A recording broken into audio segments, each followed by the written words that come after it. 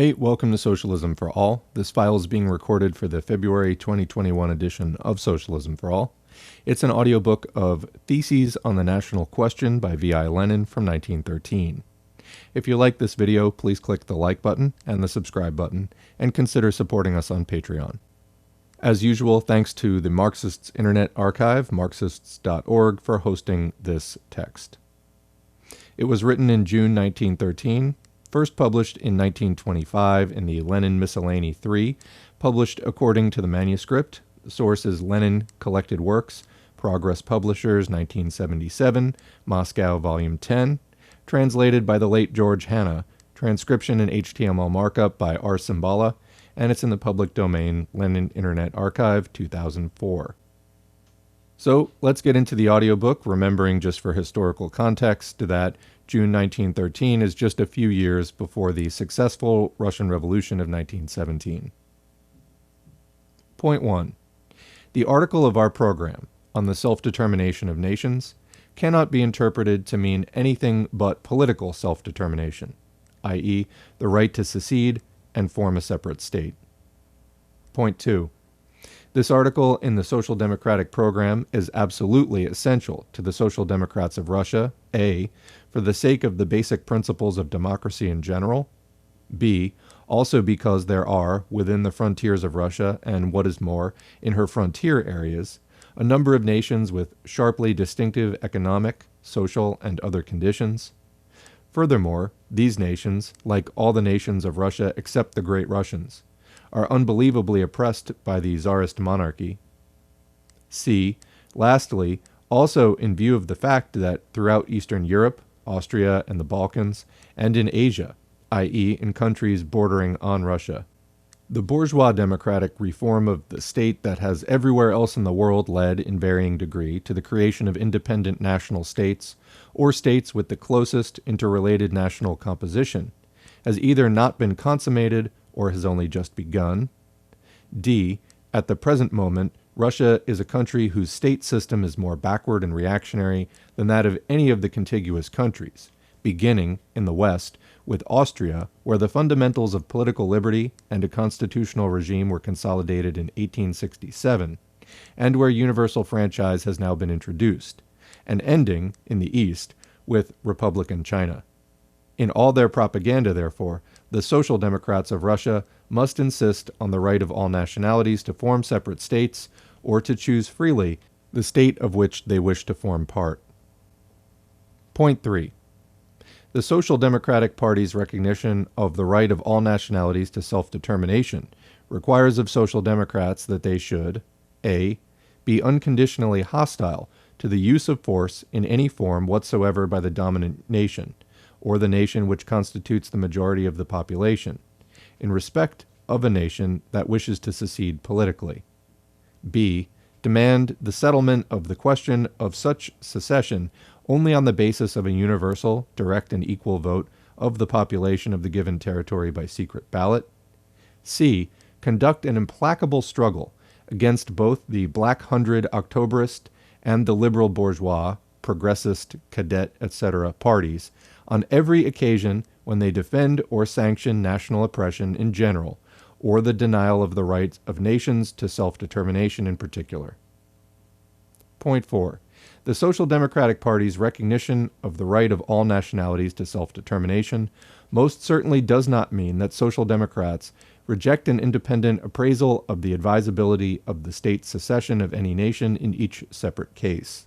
Social democracy should, on the contrary, give its independent appraisal, taking into consideration the conditions of capitalist development and the oppression of the proletarians of various nations by the united bourgeoisie of all nationalities, as well as the general tasks of democracy, first of all, and most of all, the interests of the proletarian class struggle for socialism. From this point of view, the following circumstance must be given special attention. There are two nations in Russia that are more civilized and more isolated by virtue of a number of historical and social conditions, and that could most easily and most, quote, naturally put into effect their right to secession. They are the peoples of Finland and Poland. The experience of the Revolution of 1905 has shown that even in these two nations, The ruling classes, the landowners and bourgeoisie, reject the revolutionary struggle for liberty and seek a rapprochement with the ruling classes of Russia and with the Tsarist monarchy because of their fear of the revolutionary proletariat of Finland and Poland. Social democracy therefore must give most emphatic warning to the proletariat and other working people of all nationalities against direct deception by the nationalist slogans of, quote, their own bourgeoisie, who with their saccharine or fiery speeches about our native land try to divide the proletariat and divert its attention from their bourgeois intrigues while they enter into an economic and political alliance with the bourgeoisie of other nations and with the Tsarist monarchy. The proletariat cannot pursue its struggles for socialism and defend its everyday economic interests without the closest and fullest alliance of the workers of all nations in all working class organizations without exception. The proletariat cannot achieve freedom other than by revolutionary struggle for the overthrow of the Tsarist monarchy and its replacement by a democratic republic.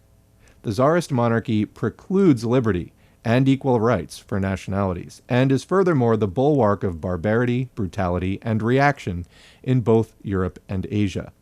This monarchy can be overthrown only by the united proletariat of all the nations of Russia, which is giving the lead to consistently democratic elements capable of revolutionary struggle from among the working masses of all nations. It follows, therefore, that workers who place political unity with, quote, their own bourgeoisie of their own nation above complete unity with the proletariat of all nations are acting against their own interests, against the interests of socialism, and against the interests of democracy. Point 5. Social democrats, in upholding a consistently democratic state system, demand unconditional equality for all nationalities, and struggle against absolutely all privileges for one or several nationalities. Quick comment here from S4A. When Lenin says social democrats, this is the old school pre-Russian Revolution word for communists, basically, Marxists, socialists of the, hardcore air quotes type, not social democrats as we understand that term today, which means more welfare capitalists. Social democrats used to mean Marxist, communist. All right, back to the text. In particular, social democrats reject a state or official language of the state. It is particularly superfluous in Russia because more than 7/10 of the population of Russia belong to related Slav nationalities who, given a free school and a free state, could easily achieve intercourse by virtue of the demands of the economic turnover without any state privileges for any one language.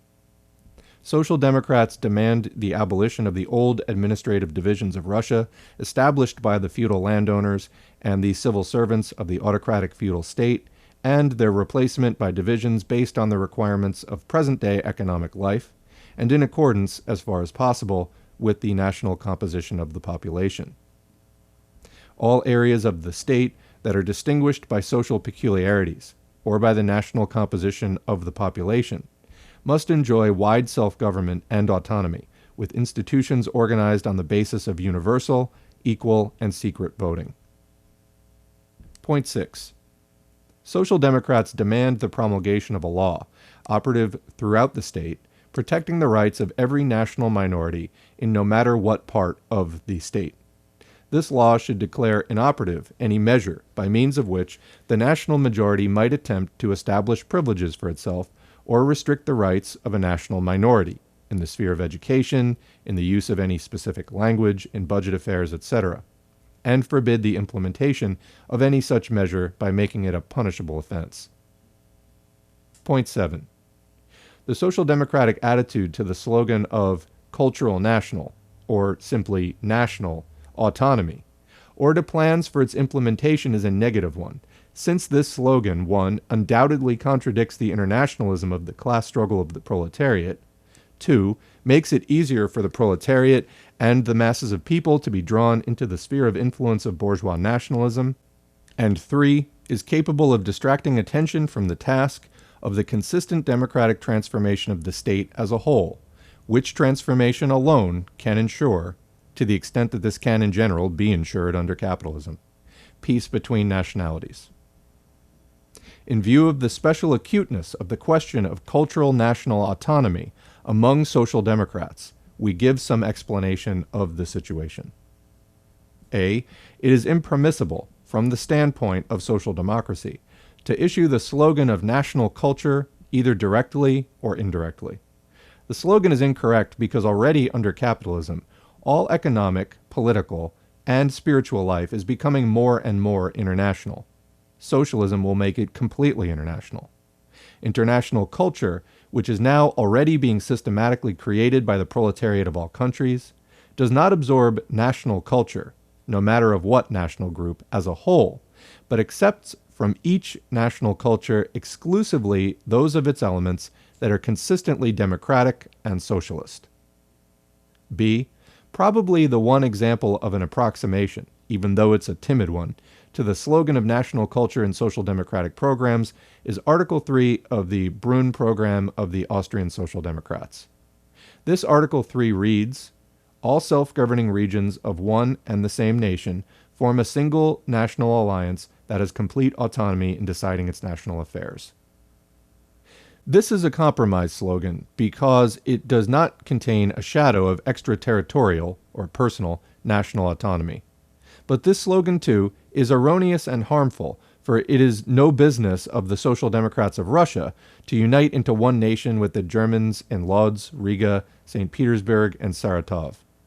Our business is to struggle for full democracy and the annulment of all national privileges, and to unite the German workers in Russia with the workers of all other nations in upholding and developing the international culture of socialism.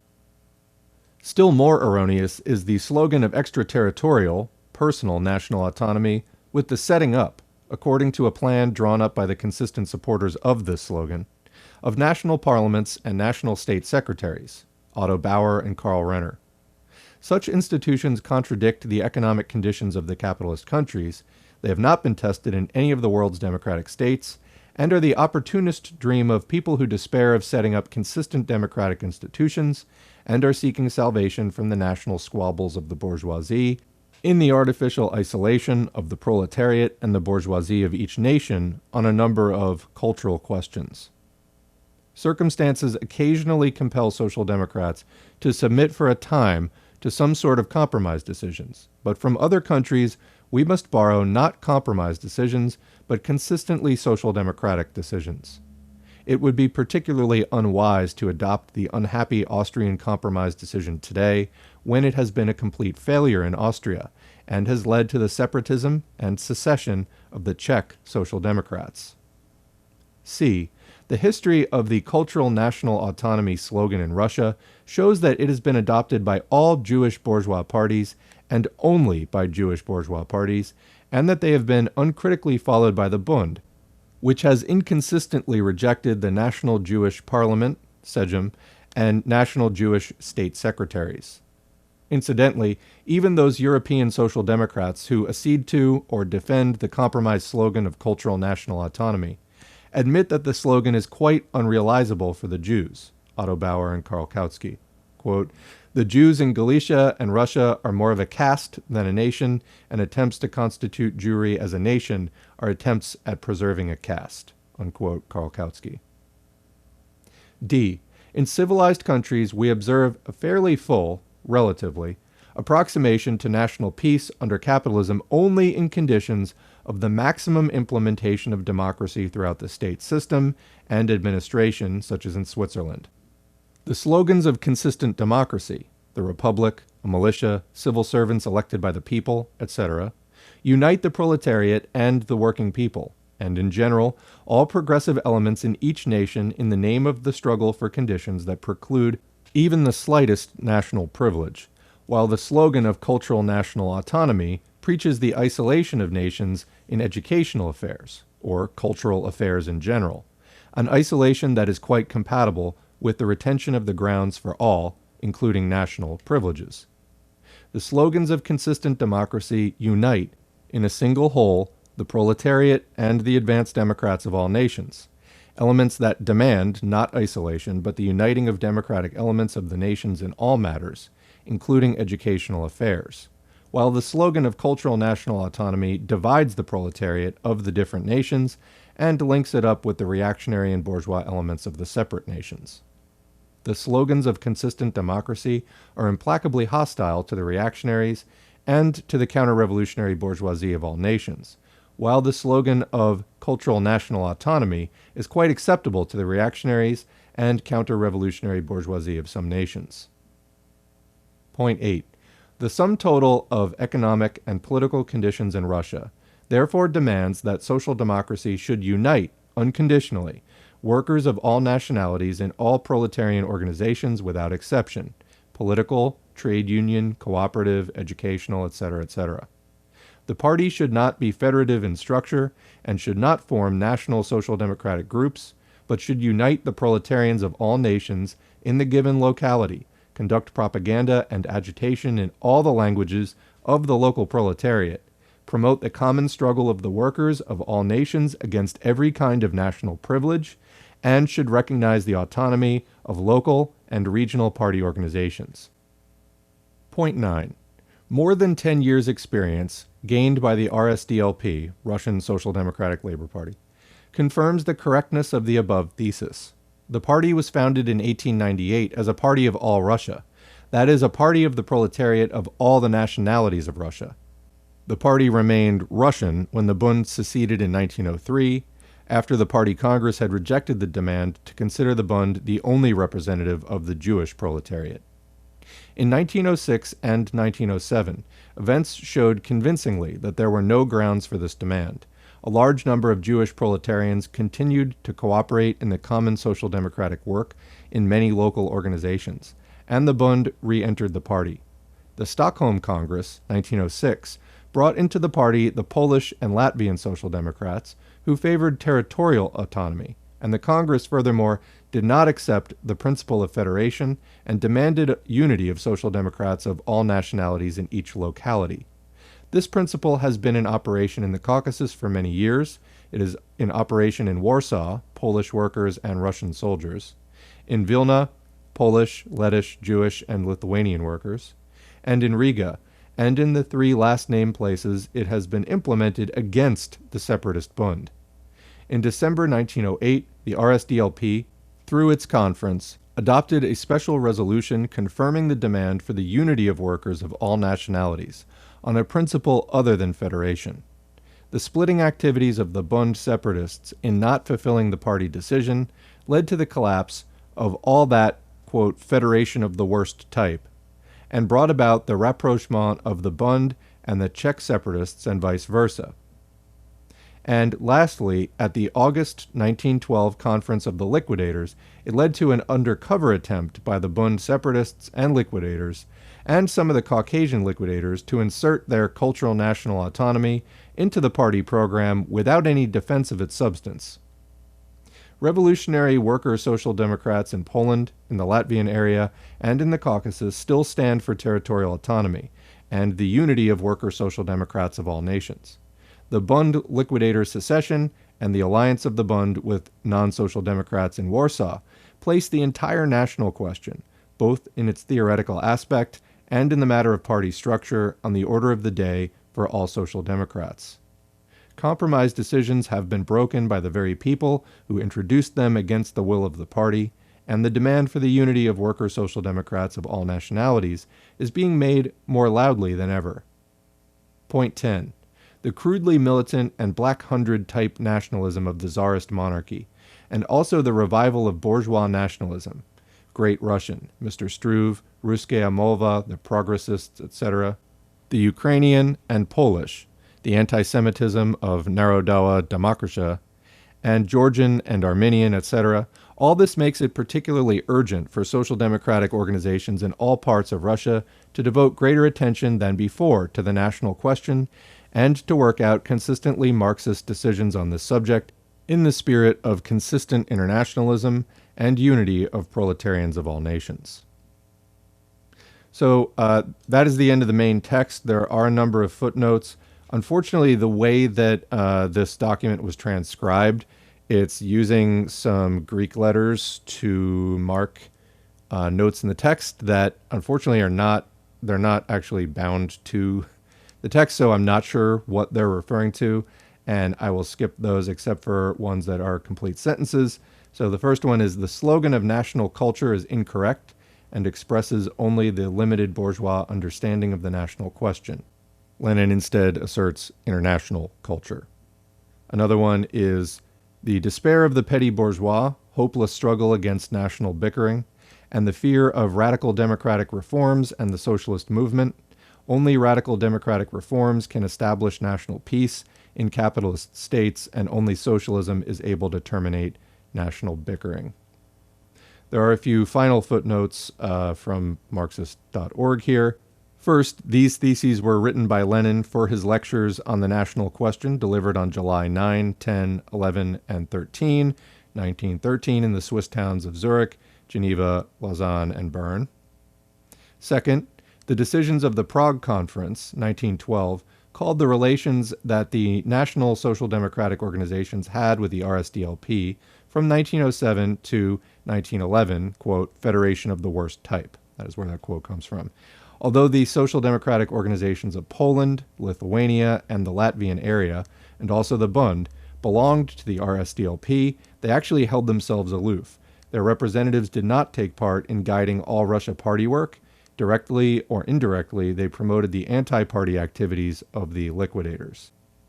Also, Russkaya Molva, or Russian Tidings, was a bourgeois daily organ of the Progressists, founded in 1912. Lenin called the Progressists a mixture of Octobrists and cadets. The paper appeared in St. Petersburg in 1912 and 1913. Narodowa Demokracja, hope I'm pronouncing that correctly, Polish, National Democracy, was a reactionary chauvinist party of the Polish bourgeoisie founded in 1897. Afraid of the growing revolutionary movement, the party changed its original demand for Polish independence to one for limited autonomy within the framework of the autocracy. During the 1905 to 1907 revolution, Narodowa Demokracja was the main party of Polish counter-revolution, the Polish Black Hundreds, to use Lenin's expression. They supported the Octobrists in the State Duma. In 1919, the party changed its name to, here we go, Związek Ludowo Narodowy, National Popular Union. Sorry, I don't speak any Polish, so I'm not sure how to pronounce that. And from 1928, it became the Stronnictwo Narodowe, National Party. Sure, that one was wrong. I'm sure someone who speaks Polish is laughing right now. After the Second World War, individuals from this party, having no longer any party of their own, attached themselves to Mikołajczyk's reactionary party, the Polska Stronnictwo Ludowe, Polish Popular Party. Okay, thankfully, I think the Polish is over, at least for me. So that is the end of the document as a whole. I would like to add one more thing, and then you'll see where I'm going at the very end. This is another very much shorter audiobook, very brief audiobook. This is Lenin to Molotov. It's a letter, the Black Hundreds anti-clerical campaign from 19 March 1922. Again, this is hosted at Marxists.org. Copy to Comrade Molotov. Top secret for members of the Politburo. Please make no copies for any reason. Each member of the Politburo, including Comrade Kalinin, should comment directly on the document. Lenin. In regard to the occurrence at Shwia, which is already slated for discussion by the Politburo, it is necessary right now to make a firm decision about a general plan of action in the present course. Because I doubt that I will be able to attend the Politburo meeting on March 20th in person, I will set down my thoughts in writing. The event at Shwia should be connected with the announcement that the Russian news agency, Rost, recently sent to the newspapers, but that was not for publication, namely the announcement that the Black Hundreds in Petrograd were preparing to defy the decree on the removal of property of value from the churches. If this fact is compared with what the papers report about the attitude of the clergy to the decree on the removal of church property, in addition to what we know about the illegal proclamation of Patriarch Tikhon, then it becomes perfectly clear that the Black Hundreds clergy, headed by its leader, with full deliberation, is carrying out a plan at this very moment to destroy us decisively. It is obvious that the most influential group of the Black Hundreds clergy conceived this plan in secret meetings, and that it was accepted with sufficient resolution. The events in Shuya is only one manifestation and actualization of this general plan. I think here that our opponent, and let me just comment here as S4A, who are the Black Hundreds? Why am I referencing this again? You may remember that the Black Hundreds were referenced in the last document on the national question. The Black Hundreds were extreme reactionaries in Russia and Eastern Europe. They were monarchists. They would be something like the neo-feudalist libertarians of today, except maybe even more extreme. It has come up a few times in the whole discussion about right-wingers apparently LARPing as Marxist-Leninists that has become sort of a growing issue of concern, particularly in various ways. But one of the forms that is taking is this embrace of libertarian militias, the Boogaloo Boys. I know the Boogaloo Boys is a little bit of a big tent. I mean, it's not really that big tent, honestly. The vast majority of it is libertarians being an extreme reactionary party, bourgeois party, founded in the 1970s by the U.S. capitalist class for the sole purpose of trying to launch neoliberalism. The thing that we're all, even social democrats and, non-Marxists are like trying to go back to the golden age of the New Deal. Well, yeah, that thing. So it's come up in discussions around this in the more of the socialist online sphere of, we should work with these people. And it's come up that, Lenin advocated working with these people. Yeah, I'm not really hearing it in here. So bearing that in mind, let's continue here. It is obvious that the most influential group of the Black Hundreds clergy conceived this plan in secret meetings, and that it was accepted with sufficient resolution. The events in Shuya is only one manifestation and actualization of this general plan. I think that here our opponent is making a huge strategic error. Our opponent is making a huge strategic error by attempting to draw us into a decisive struggle now, when it is especially hopeless and especially disadvantageous to him. For us, on the other hand, precisely at the present moment, we are presented with an exceptionally favorable, even unique opportunity, when we can, in 99 out of 100 chances, utterly defeat our enemy with complete success and guarantee for ourselves the position we require for decades. Now and only now, when people are being eaten in famine-stricken areas, and hundreds, if not thousands, of corpses lie on the roads, we can and therefore must pursue the removal of church property with the most frenzied and ruthless energy, and not hesitate to put down the least opposition. Now and only now, the vast majority of peasants will either be on our side, or at least will not be in a position to support to any decisive degree this handful of Black Hundreds clergy and reactionary urban petty bourgeoisie who are willing and able to attempt to oppose the Soviet decree with a policy of force. We must pursue the removal of church property by any means necessary in order to secure for ourselves a fund of several 100 million gold rubles. Do not forget the immense wealth of some monasteries and loras. Without this fund, any government work in general, any economic buildup in particular, and any upholding of Soviet principles in Genoa especially is completely unthinkable. In order to get our hands on this fund of several 100 million gold rubles, and perhaps even several 100 billion, we must do whatever is necessary. But to do this successfully is possible only now. All considerations indicate that later on we will fail to do this, for no other time, besides that of desperate famine, will give us such a mood among the general mass of peasants that would ensure us the sympathy of this group. Ensure us the sympathy of this group, or at least would ensure us the neutralization of this group in the sense that victory in the struggle for the removal of church property unquestionably and completely will be on our side. One clever writer on statecraft correctly said that if it is necessary for the realization of a well-known political goal to perform a series of brutal actions, then it is necessary to do them in the most energetic manner and in the shortest time, because masses of people will not tolerate the protracted use of brutality. This observation in particular is further strengthened because harsh measures against a reactionary clergy will be politically impractical, possibly even extremely dangerous as a result of the international situation in which we in Russia, in all probability, will find ourselves, or may find ourselves, after Genoa. Now, victory over the reactionary clergy is assured us completely. In addition, it will be more difficult for the major part of our foreign adversaries among the Russian émigrés abroad, i.e. the Socialist Revolutionaries and the Milyukovites, left-wing cadet party, to fight against us if we, precisely at this time, precisely in connection with the famine, suppress the reactionary clergy with utmost haste and ruthlessness.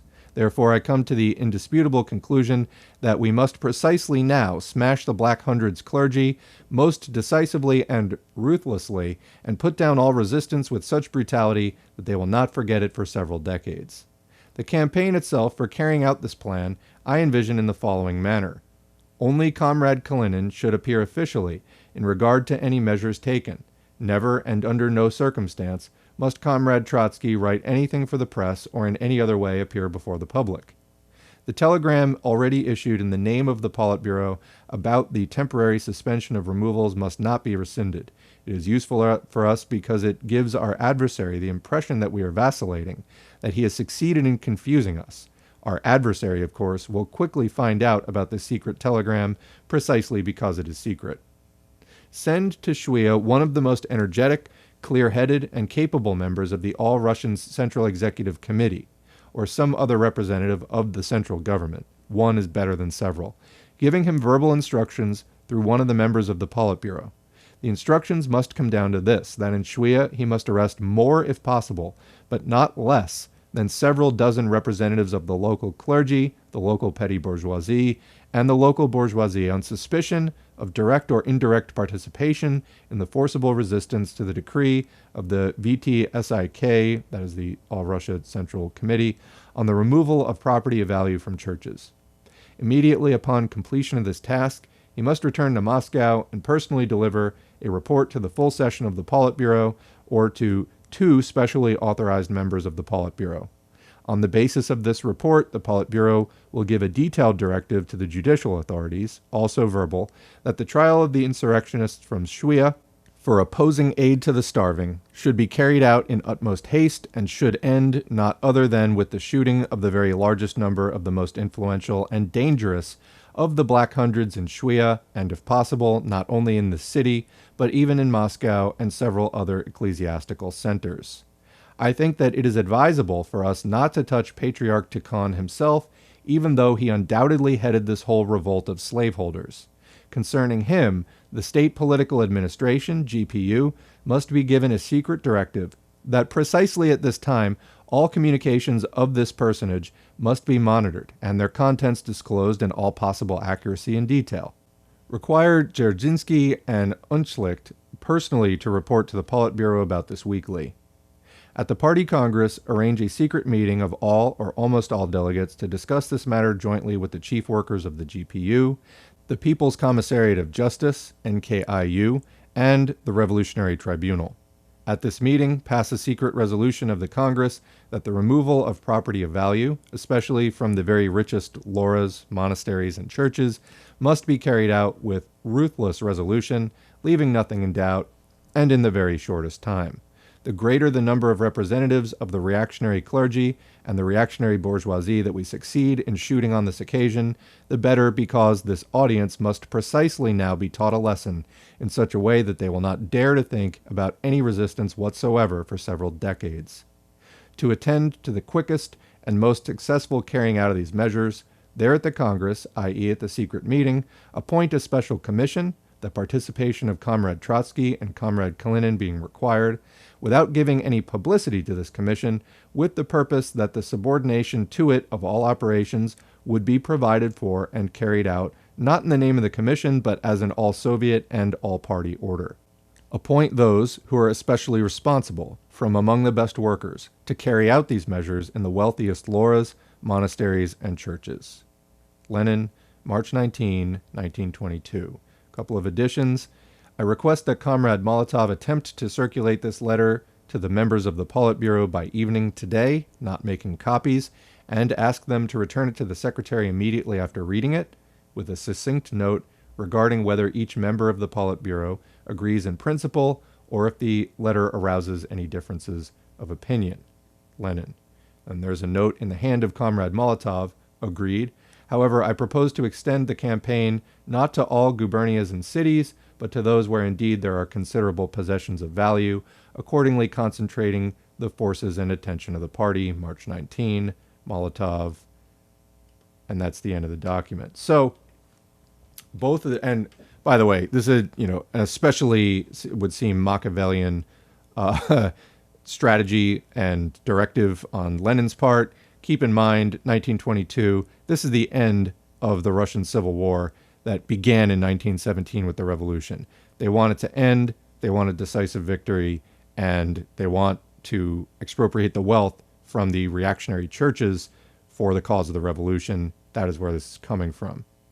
So the Black Hundreds, as I mentioned, extreme pro-monarchist, pro-czar, reactionary forces. How did this work out in the case of Russia? We had one writing from before the revolution in 1913, in which Lenin said, we need to oppose them. What was the exact word he used?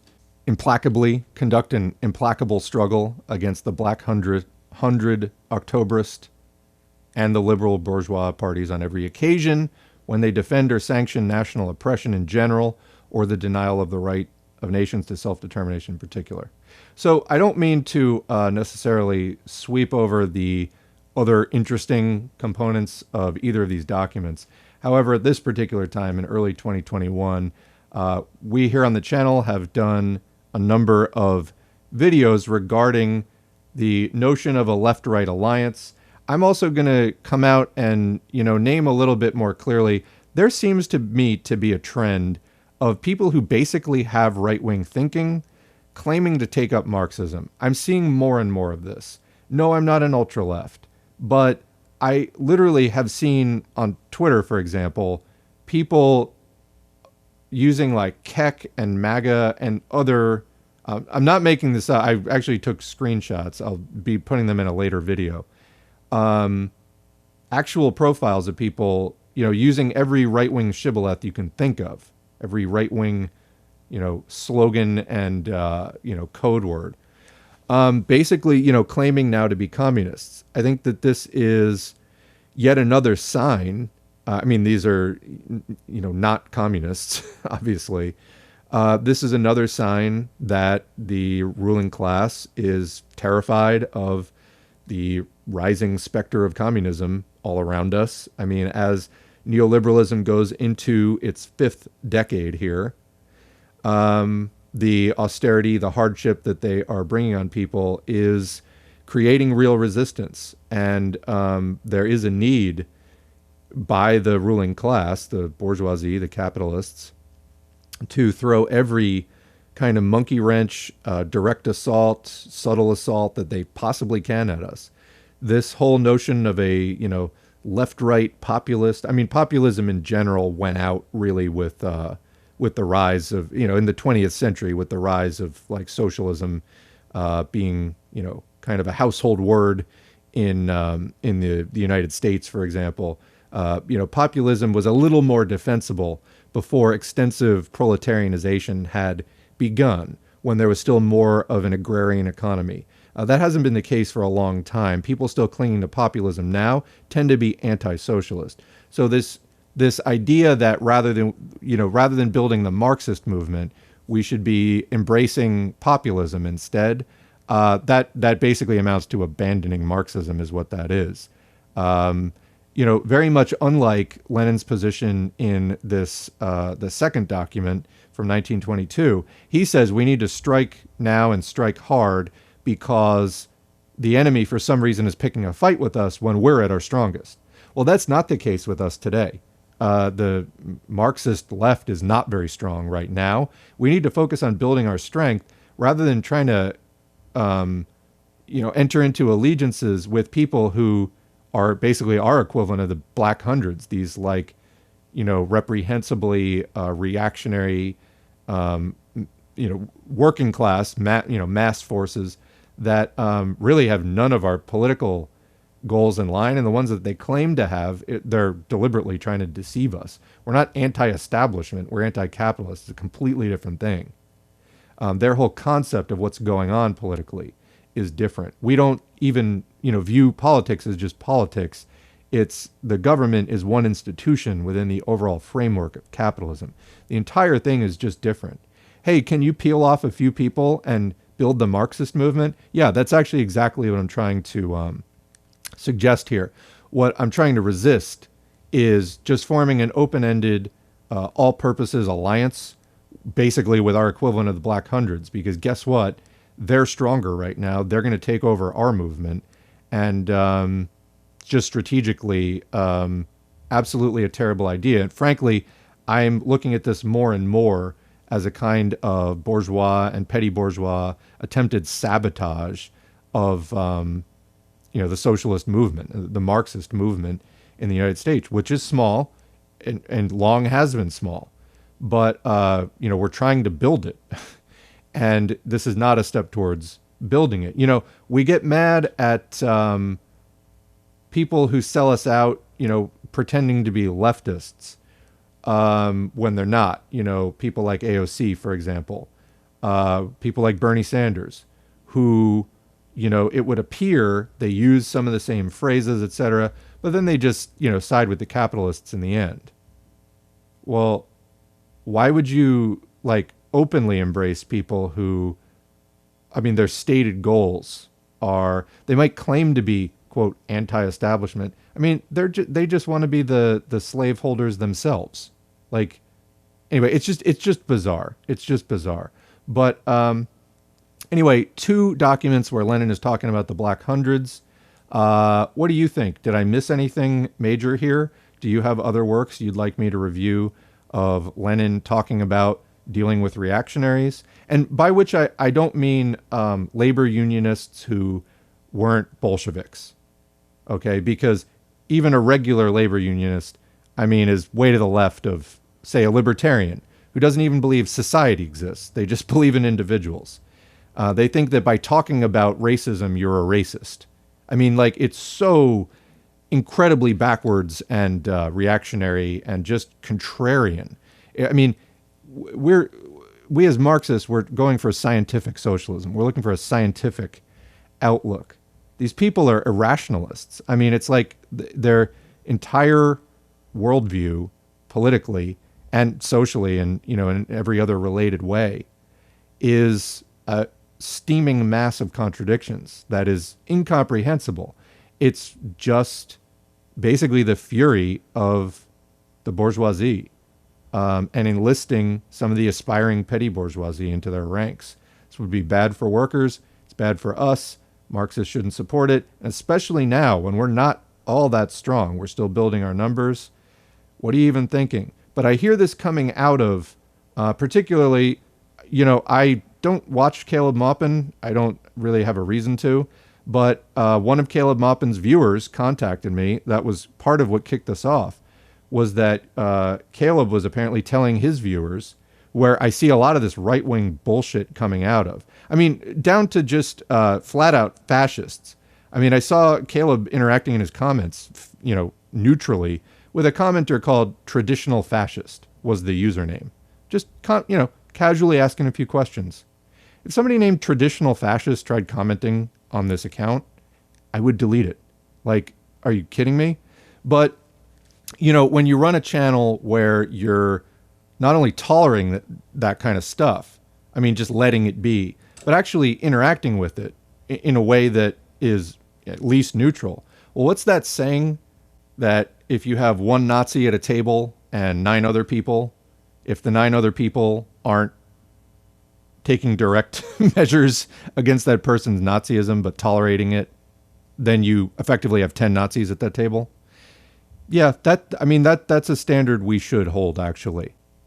It's specifically in the context of just tolerating these people, not converting them or not challenging them, but just shaking hands with them and saying, we both want the same things. Well, no, we fucking don't. If you think that, you're not a socialist. I'm sorry, you're not.